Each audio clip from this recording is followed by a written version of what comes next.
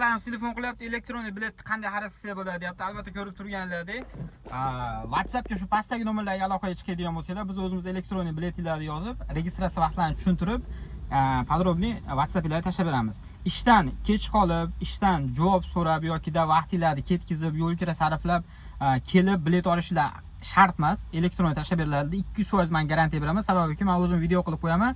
Biletni o'zim yozib beraman. Hech qachon shu paytgacha bizda biletdan muammo bo'lmagan. Inshaalloh bo'lmaydi ham.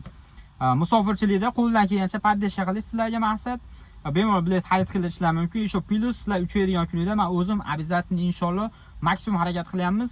Hamma reyslarga borib aeroportdan chiqarib olishga. Qaysi joylarni video qilib qo'yamiz, qaysi joylarni video qilib qo'ya olmayapmiz.